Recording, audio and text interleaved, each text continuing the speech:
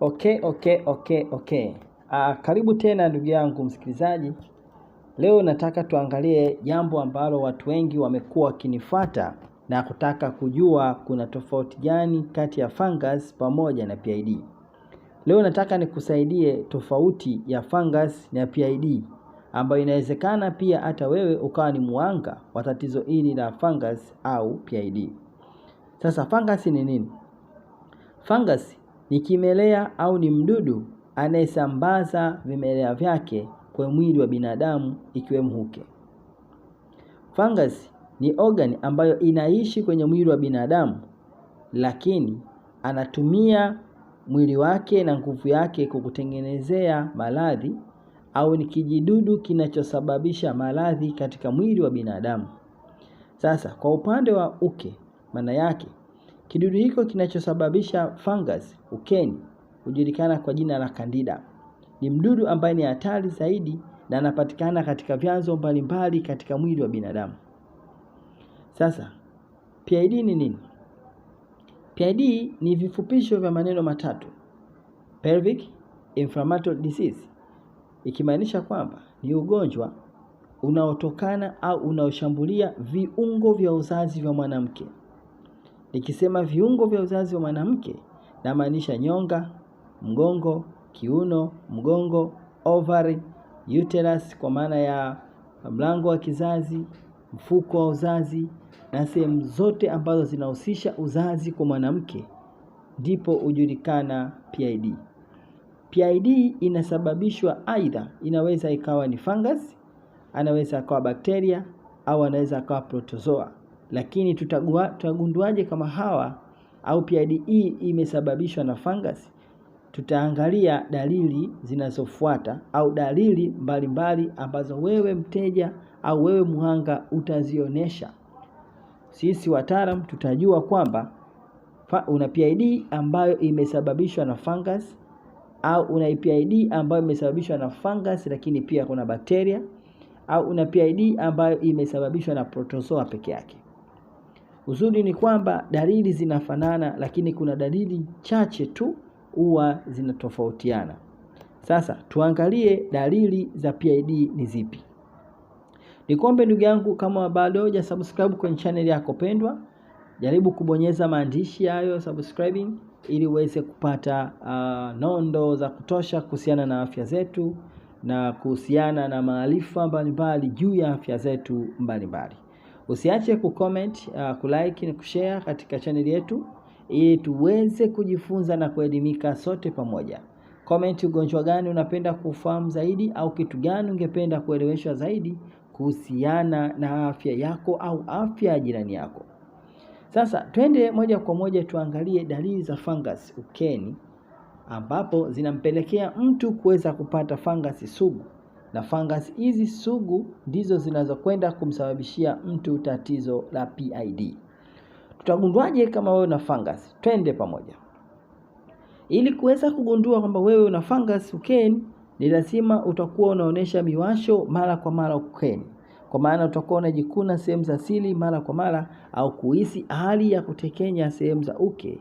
Hiyo inakuashiria kwamba kuna tatizo upande wa uke. Inawezekana huyo ni fungus ameshafanya ya kwake. Dalili ya pili, kupata michubuko au vidonda ukeni. Ukijiona unapata michubuko au vidonda, basi ni dalili mojawapo ya kuwa kwamba bwana, twende tukafanye uchunguzi wa afya zetu, au tuanze kutumia dawa ili kuepukana na tatizo kuwa sugu, kuangukia kwenye PID. Kupata maumivu wakati wa kushiriki tendo la ndoa. Ili tatizo limekuwa likiwasumbua watu wengi sana, na wengine wamekuwa wakifanya kuwa ni siri ili kuogopa au kulinda ndoa zao. Lakini ni kweli kwamba unapopata maumivu wakati wa kushiriki tendo la ndoa, ni dalili moja hapo kwamba una fungus ukeni, na unahitaji moja kwa moja kuweza kupata matibabu kuliko kukaa kusubiri kusema inawezekana nitapona leo au kesho. Bila matibabu utakuwa unajidanganya. Dalili nyingine ambayo mwanamke anaweza kaonesha ni kuwaka moto sehemu za siri, yaani kuhisi kule ndani kama kuna moto mkali unatekenya, au kuhisi hali ya joto kuongezeka kwa kiasi kikubwa sana. Hiyo ni dalili mojawapo kuwa unawezekana ukawa na vimelea vya kuwa na fungus. Kutoka uchafu mweupe au wa kijivu. Mara nyingi dalili za fungus tunaangalia kwa kuangalia uchafu uliokuwa mweupe, lakini kuna wengine wamekuwa wakionyesha uchafu wenye rangi ya kijivu. Kwa hiyo ukianza sasa jikague huo uchafu unaoona ni wa rangi gani, ili tutofautishe kwamba aliyesababisha ni fungus au aliyesababisha ni bakteria au protozoa au wote kwa pamoja. Kwa hiyo ukiona na uchafu mweupe au na uchafu wa rangi ya kijivu, basi ashiria kabisa kwamba huyo causative hapo ni fungus. Uvimbe katika mashavu ya uke. Wanawake wengine wamekuwa wakipata uvimbe katika mashavu ya uke, na hiyo ni dalili mojawapo kwamba kuashiria kuna fungus sehemu za siri, na ili usiweze kuangukia kwenye PID unahitaji kutibiwa mapema ili kuweza kuzuia kupata ugonjwa wa nyonga, ambapo kwa kitaalamu hujulikana kama PID.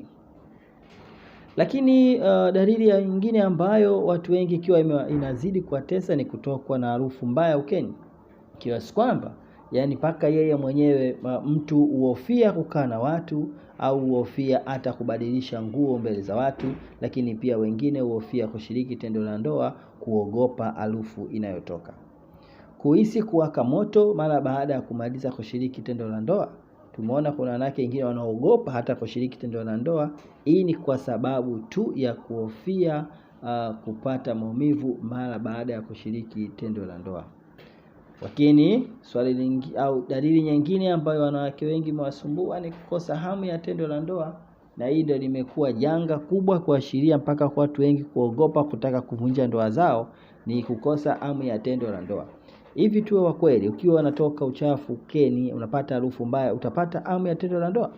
Ile hali uliyokuwa nayo ya uoga ndio inakusababishia usiweze kutamani kabisa tendo la ndoa. Lakini ndugu yangu, usikubali kabisa kuteseka na maradhi haya wakati wataalamu wapo na wanahitaji kukusaidia. Lakini hebu jiulize, kitu gani ambacho kinasababisha wewe uweze kupata fungus ukeni? Sababu ziko nyingi na ni mbalimbali. Sababu za kimazingira pia inakuwaga ni sababu mojawapo kwa mtu kuweza kutoka. Kuna mwingine akiishi kwenye mazingira ya joto kali, basi kule sehemu za siri maji hujizalisha wingi ambayo yanatengeneza wadudu, basi mtu huyu anaweza kupata tatizo la fungus. Lakini kuna wengine ni kwa sababu za kibiolojia, tunasema ukuaji wa maumbile ya mwili yanapozidi kutanuka, basi na sehemu mbalimbali zinaweza kuvamiwa. Ukweli ni kwamba kushiriki tendo la ndoa au kuwa na waume au wapenzi zaidi ya mmoja ni hatari kubwa zaidi, kwa sababu ya kuweza kupokea fungus ambazo anatoka kwa wanaume. Kwa hiyo unapokuwa na mpenzi zaidi ya mmoja, basi ujue uko kwenye hatari kubwa ya kuweza kupata PID ambayo imetokana na kirusi Kimelea aina ya fungus. Jambo lingine la msingi, usafi hafifu, hususan kwa wanawake waliokuwa wengi. Mtu anashiriki tendo la ndoa lakini usafi kwake umekuwa ni mdogo. Lakini wengine mtu anatumia pedi, anatumia zaidi ya masaa 6, masaa 7. Vizuri mwanamke ujipende. Una haja ya kutumia pedi zaidi ya masaa 6, masaa 8.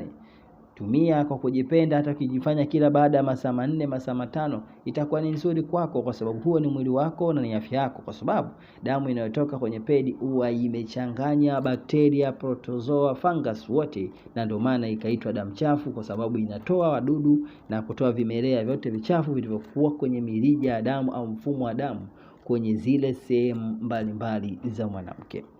Lakini dalili changamoto nyingine au chanzo kingine cha wanawake wengi kuweza kupata PID, kushare nguo za ndani. Wanawake wengi wamekuwa wakishare nguo za ndani, na hasa hizi nguo za mitumba, sababu imegundulika kwamba nguo za mitumba nyingi si salama kwa afya ya wanawake na afya ya mwili kwa ujumla. Kutokana na maumbile ya mwanamke jinsi yalivyo, haishauriwi sana kutumia nguo ya mitumba bila kabla ya kuifua au kuifanyia usafi kwanza. Tutoe wito kwamba wewe mwanamke, afya yako ni ya kwako. Hakuna mtu yeyote anayependa kuona ukiteseka, ila wewe mwenyewe una haja ya kuchunguza afya yako mara kwa mara. Epuka kuwa na wanaume wengi, jaribu kufanya usafi wa mwili wako mara kwa mara. Epuka kushare nguo au kuchangia nguo za ndani na rafiki, ndugu au jamaa. Mshirikishe mwenza wako pindi unapoona kuna tofauti yoyote, kwa sababu inawezekana na yeye akaanza kuogopa kutoka huko nje kwa kuhofia kuleta maradhi ndani. Lakini pia wekeni mazingira ya kuzungumza kati ya mwenza na mwenza kuhusiana na afya kwa ujumla, kwa sababu tatizo la kutoka na uchafu ukeni au PID ni tatizo la wote, mume na mke. Kwa maana ukiwa na maumivu utaweza kushiriki tendo la ndoa? Hapana. Ukweli ni kwamba kunahitajika mazungumzo baina ya mume na mke.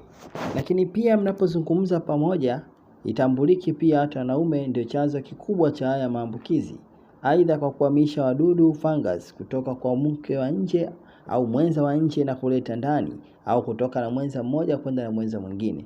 Ndio maana tumesisitiza kwamba epuka kuwa na wapenzi wengi, kwa sababu hujui yupi mwenye maambukizi ya fangasi ukeni, na wakati mwingine hata kuweza kupata maambukizi ya virusi vya ukimwi.